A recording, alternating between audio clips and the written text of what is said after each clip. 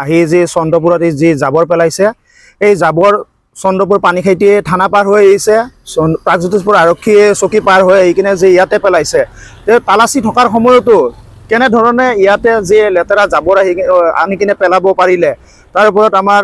বৃহৎ প্ৰশ্ন উত্থাপন হৈছে যে চন্দ্ৰপুৰ আৰক্ষী চকী যি নাকা চকী দিছে নাকা চকীত তেওঁলোকে তালাচী নচলায় নেকি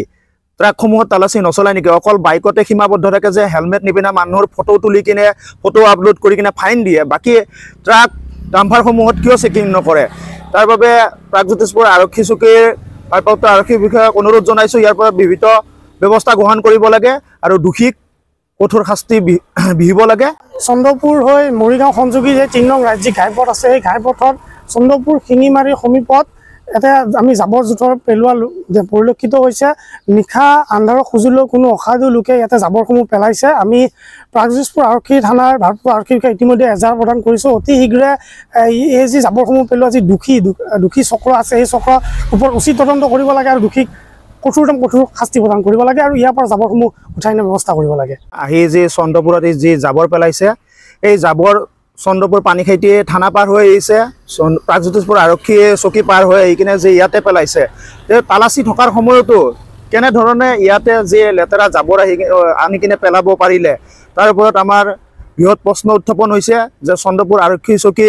যি নাকা চকী দিছে নাকা চকীত তেওঁলোকে তালাচী নচলায় নেকি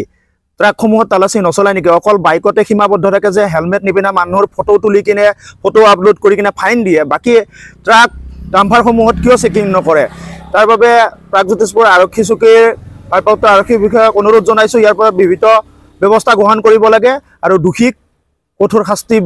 বিহিব লাগে। চন্দ্ৰপুৰ হৈ মৰিগাঁও সংযোগী যে ৩ নং ৰাজ্যিক ঘাইপথ আছে সেই ঘাইপথত চন্দ্ৰপুৰ শিঙিমাৰীৰ সমীপত এটা আমি জাবৰ জোঁথৰ পেলোৱা পৰিলক্ষিত হৈছে। নিশা আন্ধাৰৰ সুযোগলৈ কোনো অসাধু লোকে ইয়াতে জাবৰসমূহ পেলাইছে। আমি প্ৰাগজ্যোতিষপুৰ আৰক্ষী থানাৰ ভাৰপ্ৰাপ্ত আৰক্ষী বিষয়া ইতিমধ্যে এজাহাৰ প্ৰদান কৰিছোঁ। অতি শীঘ্ৰে এই যি জাবৰসমূহ পেলোৱা যি